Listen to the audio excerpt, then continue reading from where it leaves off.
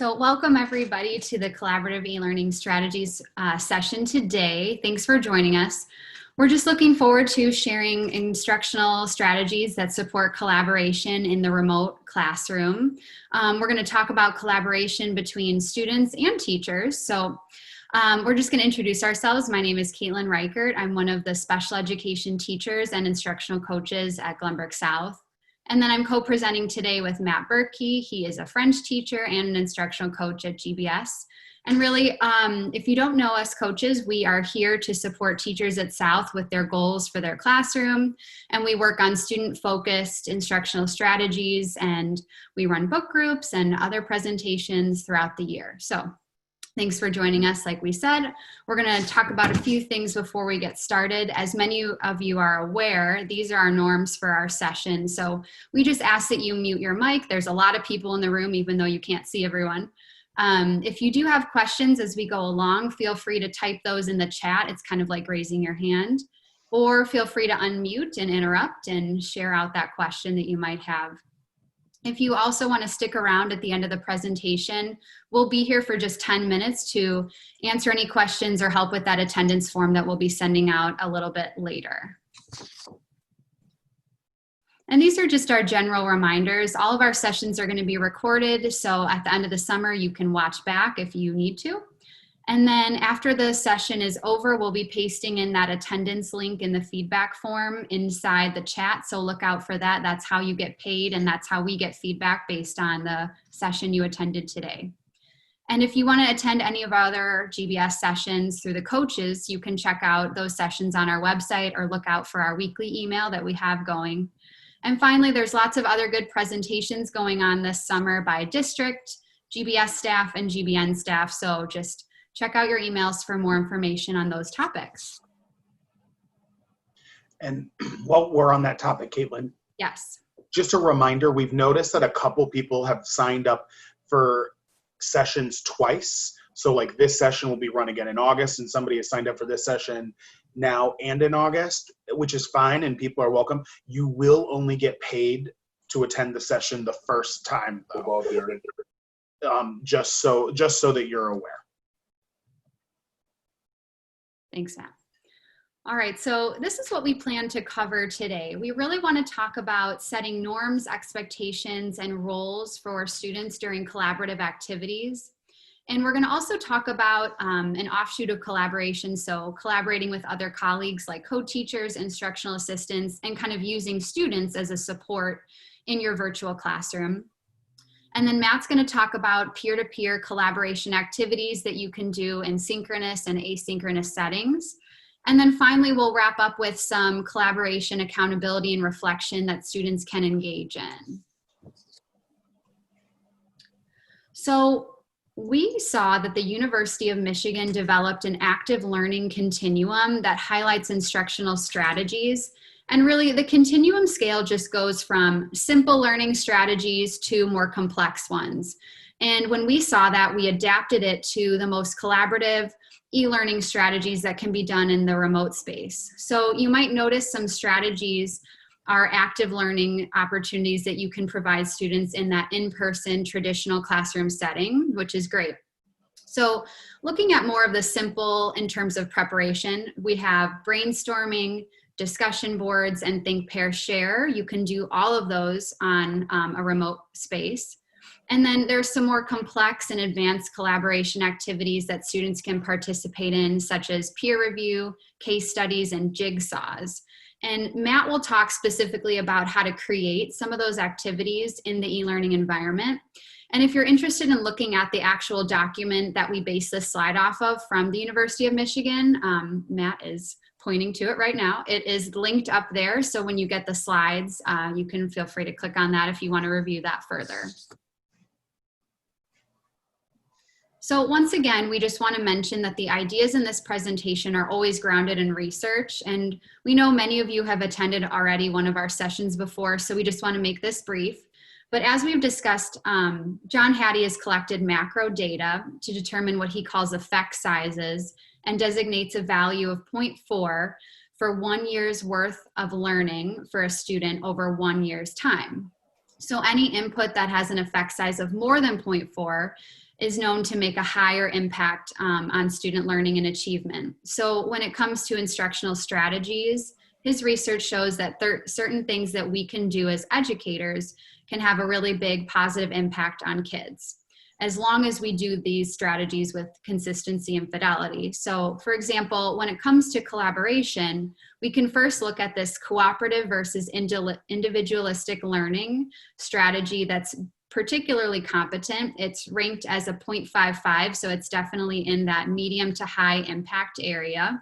And it has a lot to do with what we're going to be discussing today in regards to collaboration. And another area that Hattie looks at that connects to our work today in this session is evaluation and reflection. So we're going to share some anchoring questions after this. And the last anchoring question is all about how to hold students accountable and how to evaluate and reflect on that teamwork and that group experience that they had during the collaborative activities that you provide. So Hattie notes that when done with consistency and fidelity, evaluation and reflection has an effect size of 0.75, and it's in the high impact range. So it's really positive for students to engage in that specific task multiple times throughout the year, and it's quite beneficial for all kids.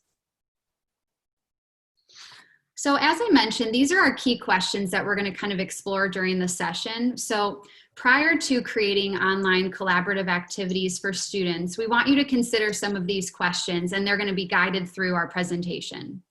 What is the team's purpose? Who is on the team, and what are their roles and responsibilities during that group work? And then how does the team work together during the activities? And then finally, how does the team reflect on and assess collaboration and teamwork towards that common goal or purpose that you've set as the teacher? And now we're really just going to discuss the first two anchoring questions, which is about the group works team, the team's purpose or their goal, and then the expectations that students have in terms of their role and responsibility within that group. So in order to create successful collaboration experiences for students during e-learning, teachers really need to develop and keep in mind the following aspects for strong collaboration.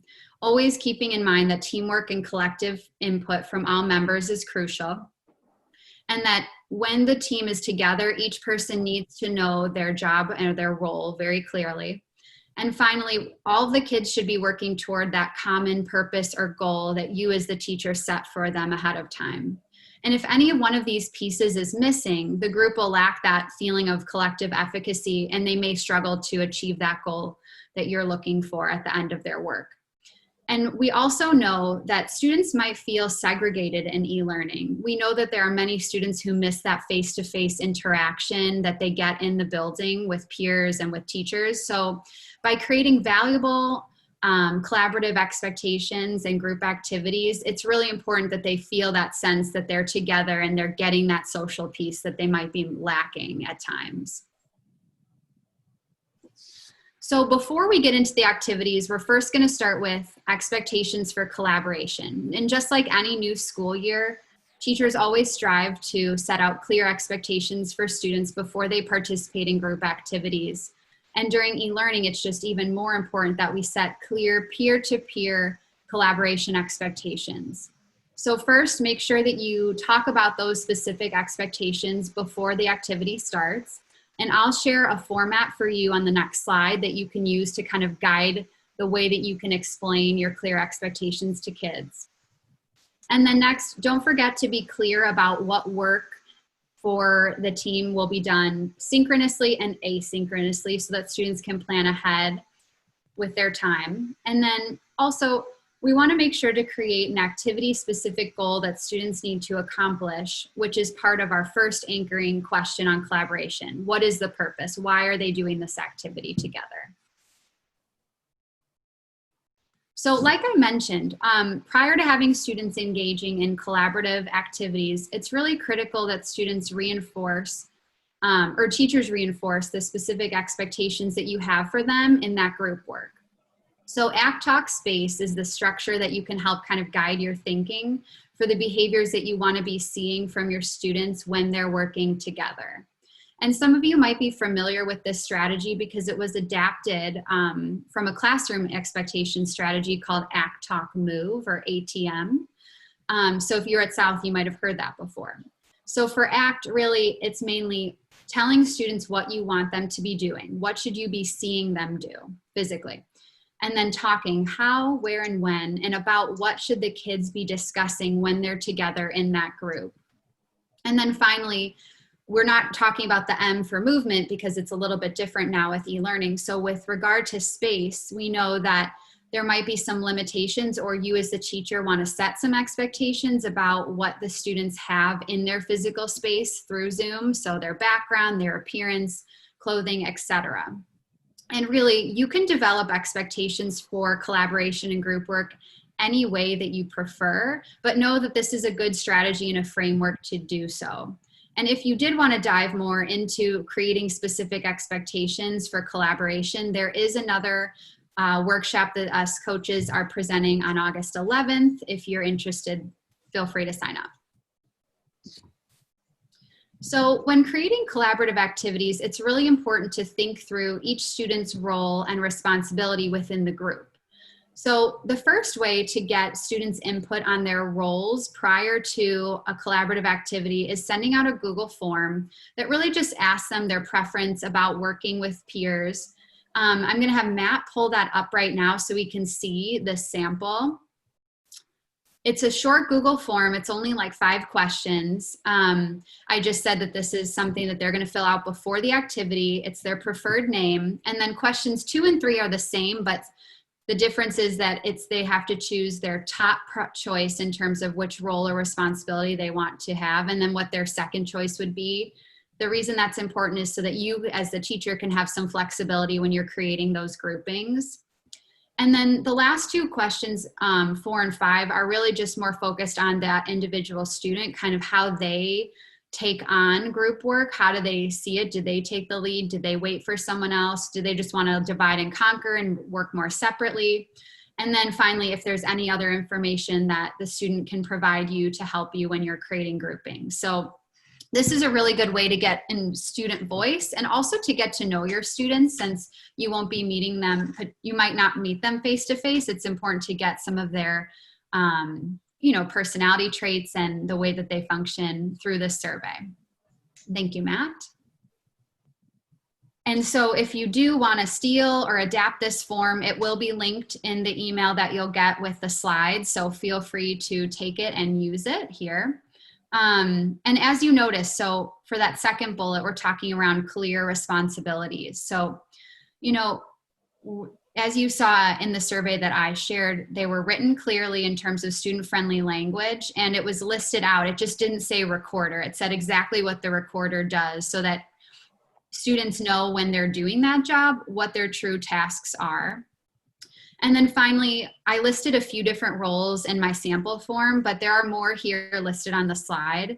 Something to consider, though, is just using roles that are common in our in-person classrooms, and making sure that you use common language so that if we are in and out of in-person and e-learning, students can have that consistency when they're working with peers, and the roles will kind of stay the same no matter what setting they're in. So we're going to consider this teacher-student collaboration. So we all know that we've had students who have helped us in the classroom, and they can be a great support when we're busy multitasking, trying to teach and do many things at the same time. So why not recreate that same support that students provide us when we need it as teachers, especially in e-learning? So there are different roles that students can take on for us during synchronous sessions. And it's also important to consider some students might really benefit from having a role because it might help them stay on track or stay focused, or they truly benefit from following along. We have chat monitor and hand raiser. So really that student can be checking the chat. It's kind of what Matt and I are doing already. Like, I'm not checking the chat right now. I can't. I'm presenting content. So he's managing that for me and helping me. And he can also be looking for people who are hand raising. We know there's that reaction piece to Zoom where students can raise their hand. So that's one thing they could also be checking for. And that person, you could give them permission to interrupt you when you're providing content, so that if they saw an important question that was in the chat that really needed to be addressed that you might not have seen until after you're finished talking, that student can take on that role for you. You can also have a student who's your tech monitor, that they're really just checking to make sure there's no sound issues. If for some reason you're freezing or breaking up, they can alert you through the chat or verbally. And then really their role is just to make sure all the Zoom features that you're using are running smoothly and that they'll alert you if they're not. And another option for students to support you during your synchronous sessions is the screen presenter. So kind of like what Matt and I are doing right now. He's presenting the screen. So anything that I bring up, he can pull up like links, documents, slides, different websites. And that might be a good task to give a student who would really benefit from that focus, because they would have to be listening in and following along in order to be successful in that role and to support you. And then finally, you could also give a student a role of attendance taker. They can have a class list that you give them, and they can check the chat and the participant list after the first 5 minutes and email you if there are any students who are not present in the synchronous session at that time. If you have peer mentors or lab aides in your classroom, that might also be a really good role for them as well. So now we're going to talk a little more about teacher-to-teacher collaboration. So some considerations that you can make in Zoom would be this co-host feature. So it's a role that really is supportive and could be beneficial in co-taught team classes or in classes with instructional assistants. And it just creates more of a supportive environment for students because they have more access to adults that can help them. So things to know about the co-host feature in Zoom.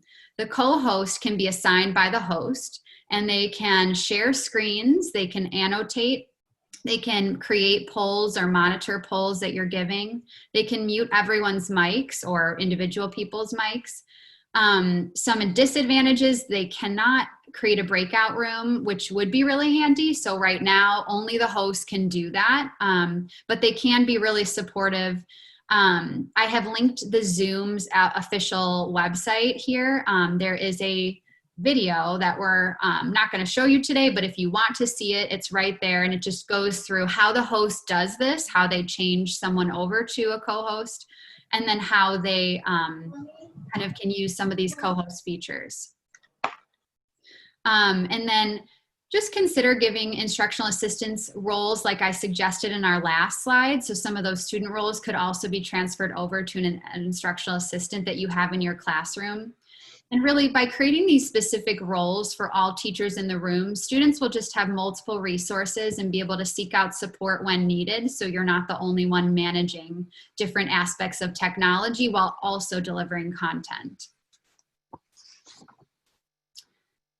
So for those of you who are co-teachers, we just wanted to acknowledge some different ways that you can kind of divide and conquer using Zoom and consider how you can best support students in that environment. So one way that co-teachers can work together would be one teacher sharing content, disseminating information, while the other teacher is gathering data on student participation and responses, whether that's through the chat or another avenue if students are just verbally sharing out. That other teacher can even grade students on their participation. We can also have co-teachers split up where one teacher is, again, sharing information, but the other co-teacher is creating breakout rooms manually based on student readiness. So we know for breakout rooms, you can do it one of two ways, but one way is just random. You can pick whatever students to go in which room if you really don't mind. Or the more time-consuming way, but also works well during co-taught, is the one teacher, for example, maybe reviews an entrance slip or a pre-assessment that students did prior to class or as entering the class. And then they use the student responses to create groups based on readiness. So if you're really looking to make sure you're meeting the needs of every student, you can use that and the other teacher can manually add students into groups based on how their understanding was of the content or their responses in that formative assessment. And then another way that co-teachers can work together is by sending private chat messages, kind of as students are maybe needing some more reminders with behavior or needing some academic support in that whole group synchronous session. That's another way to do it as well. And then again, another option would be for co-teachers to potentially type in sentence starters, direction steps, share expectations, or put in website links into the chat box that students need to access so that they have that readily available to them. And then finally, one co-teacher could be modeling annotation on documents. So that's a feature of co-host. So they could be drawing on, circling, highlighting, drawing arrows, any of that on an actual screen while students are listening to the other teacher verbally explain. So just kind of drawing in that more visual aspect. So again, you can consider these strategies not just with co-teachers, but with instructional assistants in your classroom as well. But we wanted to kind of highlight that here today, knowing that it's important to not just consider how students collaborate with each other, but how we collaborate in our classrooms with colleagues. Okay, so now we're going to discuss this third anchoring question where it really talks about how the team should be working together and what the actual collaborative activities are. So Matt's going to walk us through a variety of engaging collaborative activities that are all connected to that active learning continuum that we shared out at the beginning of the presentation. So talking about how does our team work together during activities. So we're going to talk about this in two different ways. We're going to talk about what synchronous collaboration could look like, and then we will also talk about asynchronous collaboration. But during the synchronous collaboration period, it's working together during specified class time to produce or create something. So it could be new knowledge on a topic, an explanation of an idea or a problem, or even just processing knowledge so that they can ask more questions and to kind of dig deeper into something. We're going to go through a couple of ideas. We're going to kind of go a little fast just because of timing. Links have been provided for everything, but we just want to give you all just some food for thought, really, as we're talking about these. So think, pair, share. Think, pair, share is a pretty classic thing that we do, that many people do on a regular basis in the buildings. And I've seen it used from everything to clarifying meaning, to tackling a big question, to brainstorming. There are a bunch of ways that teachers have really leveraged this strategy, but how in the heck does this strategy work when we're in an e-learning environment? And so that's kind of what we were thinking of. But there are three parts to a think, pair, share, obviously, the name. Time to think independently. So you need some time to jot down notes or just to think about the question. Time to discuss with a purposeful outcome. What do you want the students to walk away with at the end of the conversation? And they have to be able to complete a task at the end of the conversation. So one person is going to share out from each pair. You're going to randomly call on 3 pairs to present. You want everybody to give you a thumbs up or thumbs down. You want to take a poll at the end. So they should know all of that going into their think, pair, share to make it a productive conversation when they come out of their think, pair, share. So I'm going to walk you through all of these things. Some of you might know these Zoom features, some of you might not, but Zoom for a think, pair, share could work, and we found a couple ways to make it work better than to kind of flow in a better pace. So you can do breakout rooms. You can add timers to your breakout rooms. You can add the announcements to your breakout room so they see it flash across their screen. You can force everyone into a room and force everyone back out. That's a really nice feature so that there's not that lag time of people waiting for somebody to hit join now. They just immediately are sent to a room and then they have to wait and are immediately brought back just to help the flow of the class. And then they can also raise their hand, thumbs up, chat or polls, and we're going to talk about those in just a second. So as a teacher, I'm going to click on the breakout room icon, which is going to be at the bottom of my Zoom screen. And this is what's going to pop up. And I was the only person in the room as I was taking screenshots. Because fun fact about Zoom is you can't show people how to use the Zoom features when you're screen sharing. So I just had to take a bunch of screenshots. So breakout room of 1. But you can decide how many rooms you want and create the rooms automatically. But then once you've done that, this screen is what's going to pop up, and you're going to hit the options button on the bottom left-hand corner, and that's where you're going to be able to leverage some things. And so you can make it so that everyone goes into the breakout room automatically, which is what we're going to do here in a second, just so you can try it. I do not want the kids to just come back after 5 seconds. Like, I want them to be in the room for the whole minute. I can decide how many minutes I want the breakout room to be. So it can be as little as 1 minute. So I'm teaching French 1. They can't really say much beyond a minute. So I would keep a lot of my breakout rooms at 1 minute. But if you're teaching, some of the higher power, they have a higher power question where they need more time and they have the skills to talk about it, you might want that to go longer. And then you can change this countdown timer to as little as 10 seconds to as much as 10 minutes, I believe. I might be wrong about the 10 minutes part, but you can change that so that it shortens the amount of time kids are in that room. So those are things that you can do to help manage the flow and make a think, pair, share kind of go as quickly as we can have that happen in person. And then you can set up polls, and we're going to do a poll here in just a second. So after you set up the meeting, you'll see right down below, oops, I'm trying to click that. Right down here, there's a little button that wants you to add a poll. So you would scroll, you've created your meeting, now you scroll all the way down and you can add a poll. And this is the screen that's going to pop up, and you just type in your poll, just like you would for a Google form, and you save it. And then when you go to do the poll, it'll pop up on the bottom hand of the Zoom screen. You click that, you click the poll, and you hit launch. And then the kids will immediately get that screen. They will hit their answer, and you will start to collect the data immediately. So it's really quick and easy. You can set up a breakout, or not a breakout room, sorry. You can set up a poll while you're in the middle of class. It's clunky. You got to go all the way back to screen. People are going to be watching you. So it's not really the most seamless thing to add a poll in the middle of class, but you can do it. So we're going to have you do a think, pair, share. I'm going to assign all of you to a room.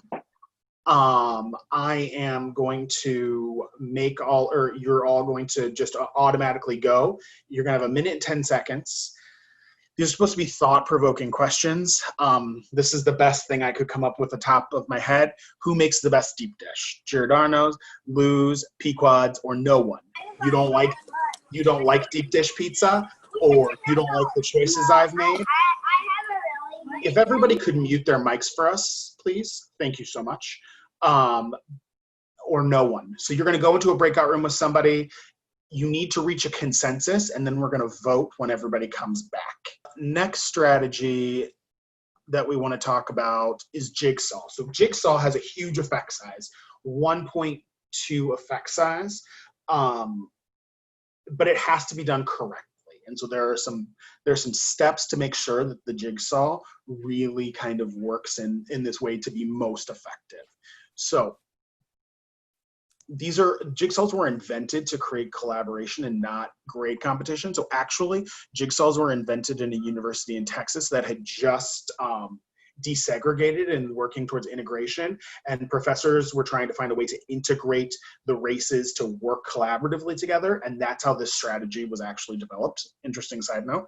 But there need to be 3 parts to a jigsaw, and I know I've been guilty of doing only 2 parts before, but it's the 3rd part that's really the linchpin in this.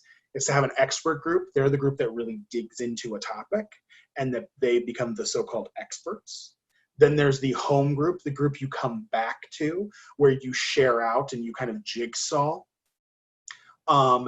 And so that you've learned all about the topic and the different aspects from everybody in the home group. And then there's the analysis, where you need to come in and you either need to analyze how all the pieces come together, you need to take all the pieces and create something new, but there needs to be the higher end of Bloom's taxonomy to push even further. So how would this work? And we kind of wanted to think through this in two ways for you. We want to give you two examples because a jigsaw can't just happen. It's going to look different on e-learning than it would in the classroom.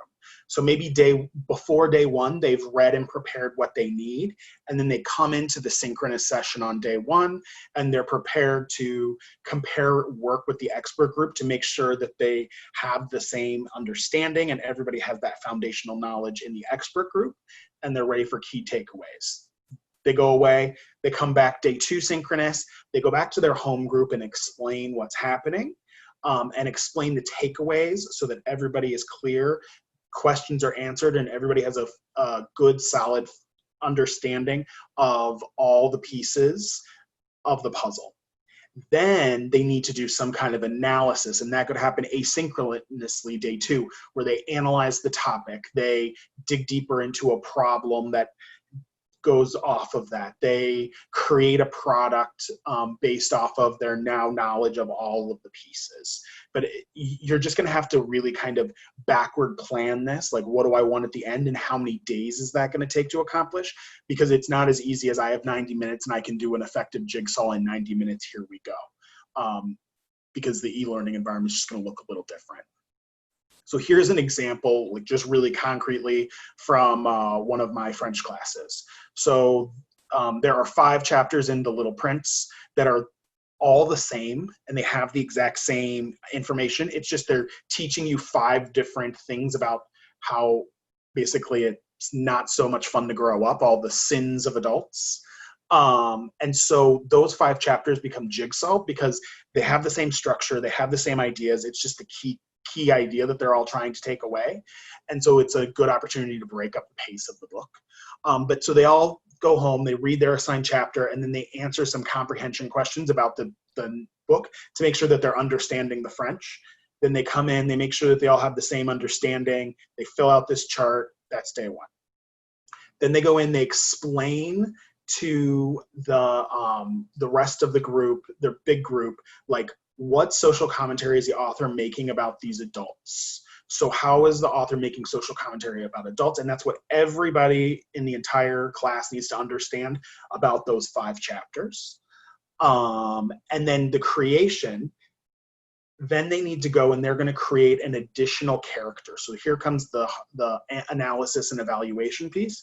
They're going to create a 7th character presenting another flaw that you see in adults in today's world, because this book was written in the 40s. And so you must use the same purpose and tone as the author, but you're going to tackle what you see as a new problem in adults. And so they've worked their way through understanding, knowledge, to higher up on the evaluation, analysis, and creation of Bloom's taxonomy. You can do this with breakout groups. You can have pre-selected timers. You can have timers that the kids can see, and they can also use the ask for help button as they're in these groups. I can make a pre-selected group, which as I'm setting up my Zoom meeting, this is one of your options. And you can either hit create rooms, and you'll do that on the spot, and you can type it all in, or you can import from a CSV file. It's a Microsoft Excel file that you save in a different way. It means comma something value. But anyway, it's when you hit file save as, it's an option. You type in all the information and then you upload it here. And then when you go to create the breakout rooms, you can just send them to their pre-assigned breakout rooms. And then that way you've already pre-made all the groups in advance, which would be an important thing to do for a jigsaw. And then when students need help, you might want to coach them a little bit on this ask for help button. We did find out also it's anonymous. So let's say that the group is not getting along for some reason and Caitlin wants me to know. Caitlin can hit the ask for help button and no one knows why I was called into the room. And if I don't say, oh, Caitlin, what did you want? It's completely anonymous so that no one is blamed or gets in trouble. All right, and then to kind of wrap things up, we're going to talk about asynchronous collaboration, things that the students can do in the unstructured classroom time. So from a flipped model to having a discussion to practice skills to analyzing and providing peer feedback. So classroom discussion has a 0.82 effect size.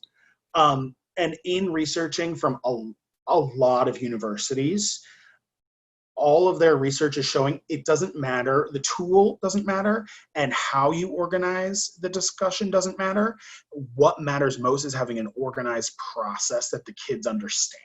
So it doesn't matter if you use ClassKit, Classroom, Kialo, YoTeach, whatever you want to use. And it doesn't matter if you do if you're doing a jigsaw, if you're doing just a pure discussion, if you're doing a fishbowl. Those don't matter. What matters most is that you're organized. And so what the research is saying is you need to ask purposeful questions. That's the first key. Oh, of course, that's not working. Brown has some really great key questions for designing online discussions. So what are the goals that I want for my students? How am I going to start the online discussion? And then they give some great ideas or prompts. How am I going to facilitate these? And then, examples of student posts and things that you're going to do to assess. So Brown really does a great job of walking you through, and that's linked in there. Make sure you provide clear deadlines and you understand your deadlines in advance, because if you're going to have students post and then have students comment back, you're going to need a couple of classes to make sure that that happens. So you just need to be clear about when your deadlines are and what they're going to be. You yourself, and this was present from everywhere from Brown and Stanford to Arizona State University, like as an instructor, you need to participate in the class discussions that are asynchronous. That's the way to motivate kids and to hold them accountable. So you need to be there participating. Providing kids with sentence stems or question stems seems to be a really popular idea as well. And we've got a couple examples that we'll show you in just a second. But that way, if a kid doesn't know how to disagree with somebody in a polite way, you've given them a tool to be able to do so. And to help them think when they're feeling a little stuck. And then the other thing that the research was pretty clear about was providing a clear rubric.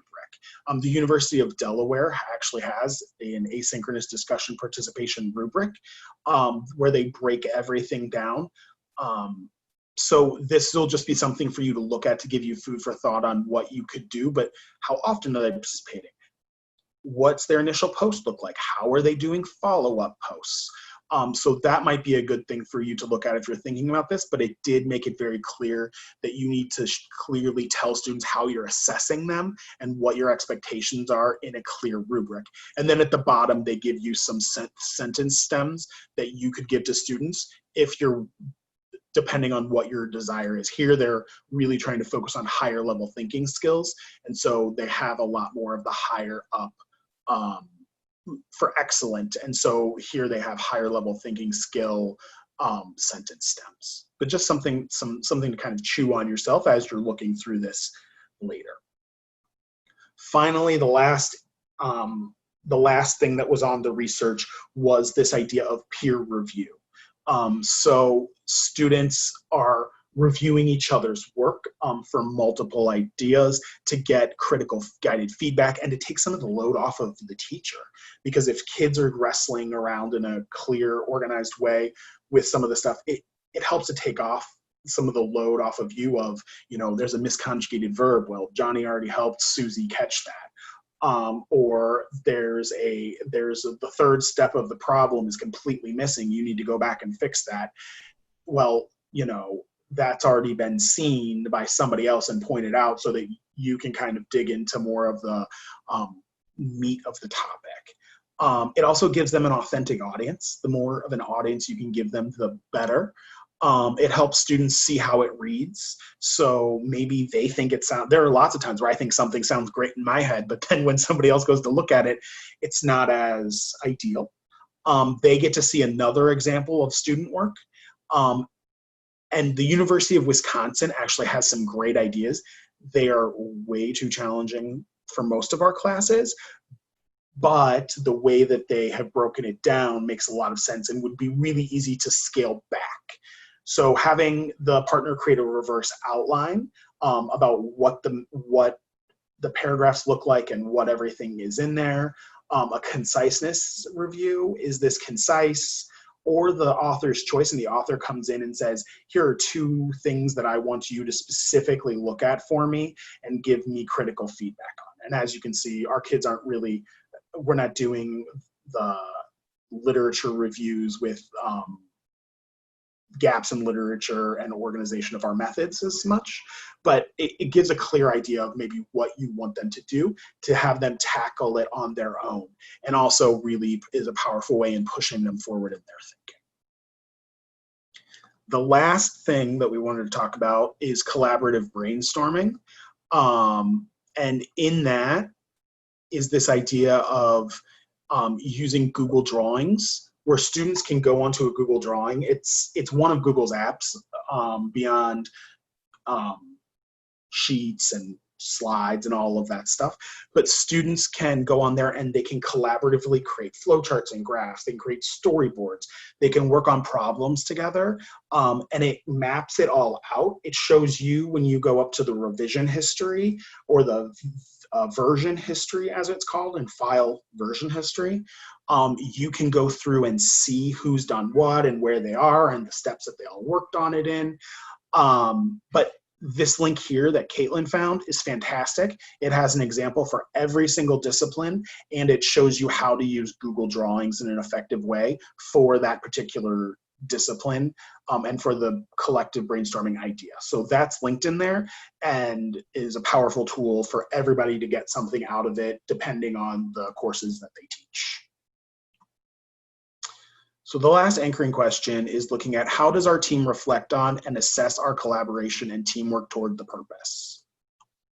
So there are a couple of ways. You can have students, you can survey the students on their collaboration. So there's a survey that's linked in here for you to get an example, but asking the students, did they feel like the collaboration was successful? Were they comfortable with the collaboration? What goal do they feel like they accomplished, and what more do they feel like they should have left?